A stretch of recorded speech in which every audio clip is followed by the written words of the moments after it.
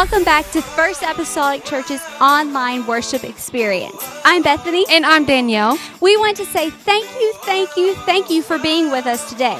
If you've never been with us, welcome. Every Sunday, we post our online worship experience at 2 p.m. If you've never met us in person, we would love for you to join us in our face-to-face Sunday service at 2 p.m. or on Wednesdays at 7 p.m.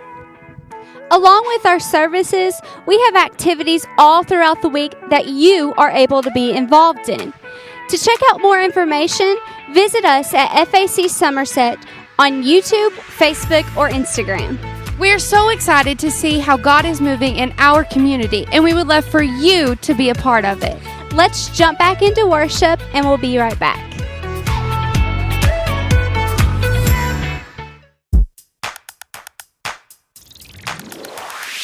We will not be moved. You're standing with us. We will not be moved. When everything around is shaking, you're not changing. We will not be moved.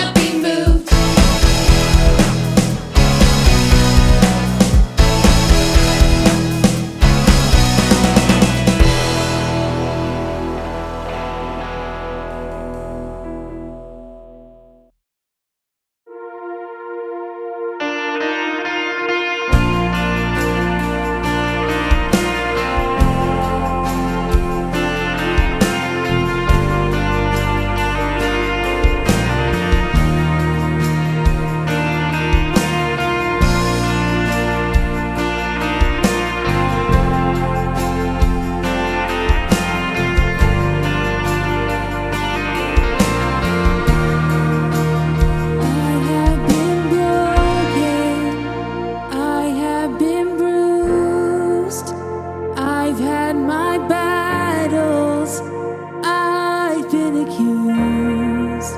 Still I will trust you, still I will go, withholding nothing from you, God. So here I stand, with my arms open wide, with my hands lifted up, I say, I surrender all to you. I surrender my soul to you. I surrender over to your will. I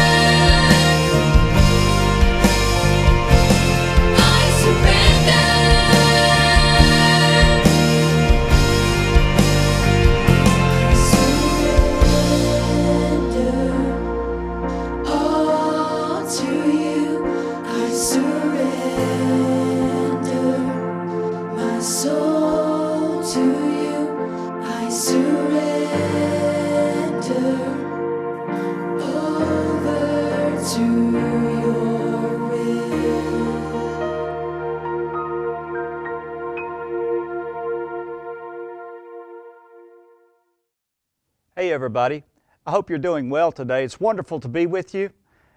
I appreciate this time that we have to get together, to support each other, to encourage each other with these messages. I ask that you would share this message with someone. Right now, just click on that share button. I believe they'll be blessed and encouraged by what they hear. It seems that everywhere you look now, people are pointing to other people with an accusing finger demanding justice. You know, it's so easy to find fault in other people.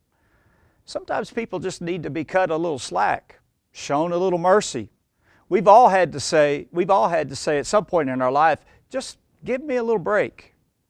I remember as a child, young boy in the neighborhood, my friends and my brothers and I would entertain ourselves many times with wrestling each other. Yeah, not fighting, just wrestling. We were having fun, just what boys do. And so wrestling would be, we would wrestle around for a while and someone would pin another person down. And then at that point, the one who was being pinned down would give a signal that they were surrendering. Now the word that we used was mercy. So me being kind of a smaller guy in a neighborhood of bigger guys, I got real good at yelling mercy when people were pinning me down. And when I did, the victor would graciously release hold on me and set me free.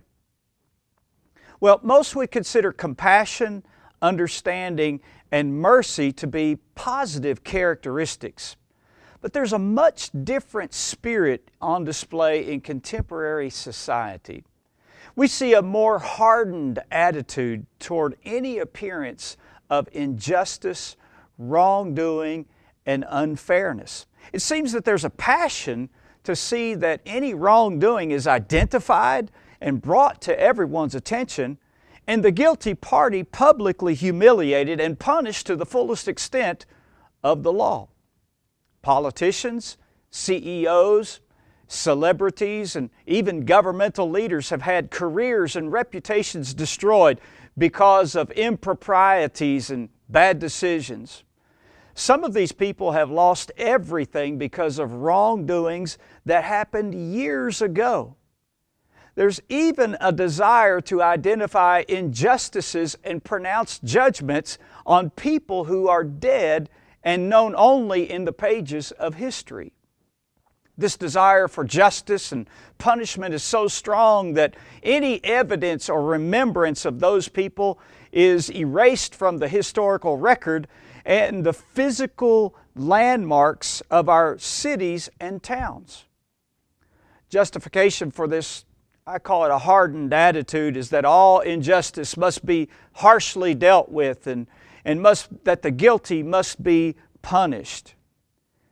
Picture the statue of Lady Justice with her eyes blindfolded, her holding a scale of justice in one hand and in the other hand a sword of punishment.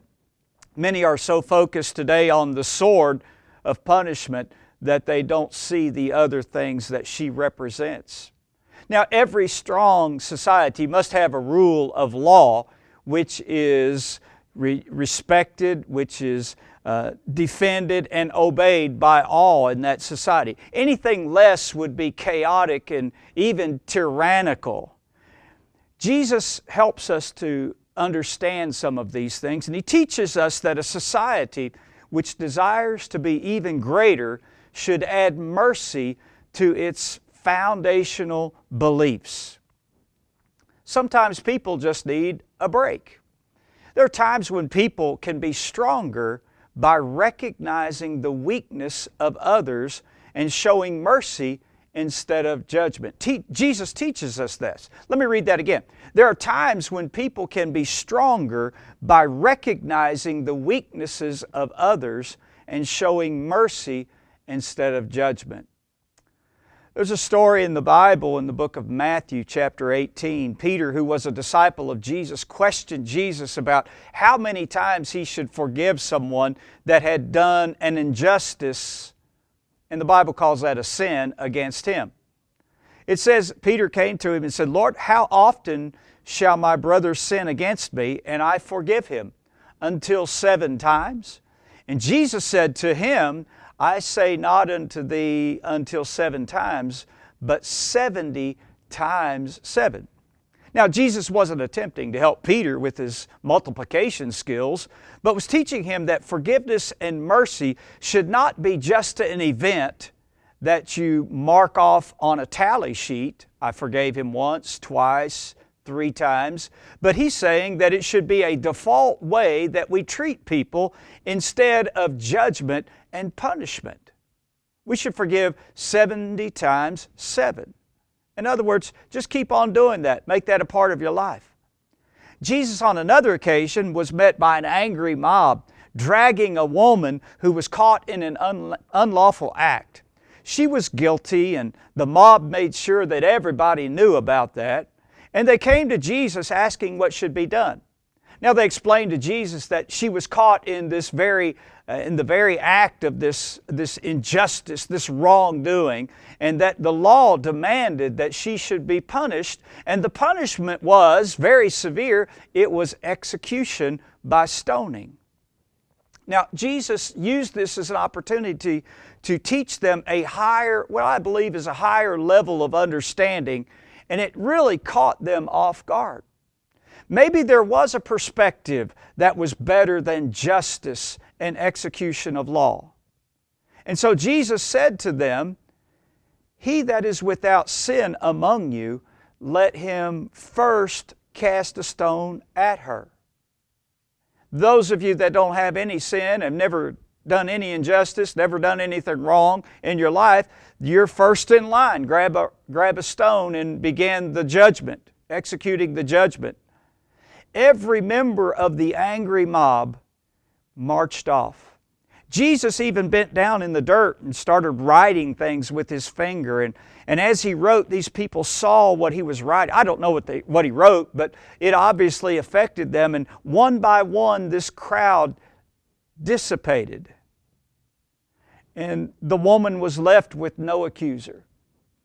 And so Jesus looks at her and says, woman, where are your accusers? And she said, there's nobody here to accuse me. There is no accuser here. And Jesus said, neither do I condemn thee. You can be released, but don't sin anymore. Don't do what you have been doing. Now, everyone is guilty of injustice, and the Bible calls that sin. And before you start throwing stones at others, you should realize that everyone has been given a great gift of mercy. Now, on that day that Jesus showed mercy to the woman and even to the crowd, everybody went home safely. They were all guilty. They all saw what Jesus wrote in the dirt. It affected all of them. Even the woman was guilty.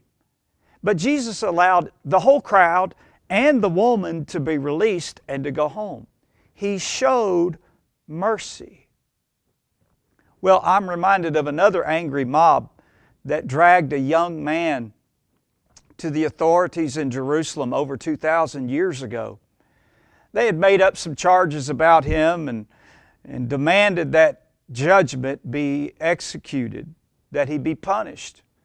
And the judgment was execution by crucifixion. Now, Jesus, who was obviously innocent, he was a perfect man, a sinless man, was led, the Bible says, as a lamb to his own slaughter. This perfect man that had done no wrong was being accused and judged and eventually executed by those who did not like him. His death was the price that was paid for every injustice, for every person, for all of time. Let me say that again. His death and the blood that he shed was the price that was paid for every injustice, for every person, for all of time.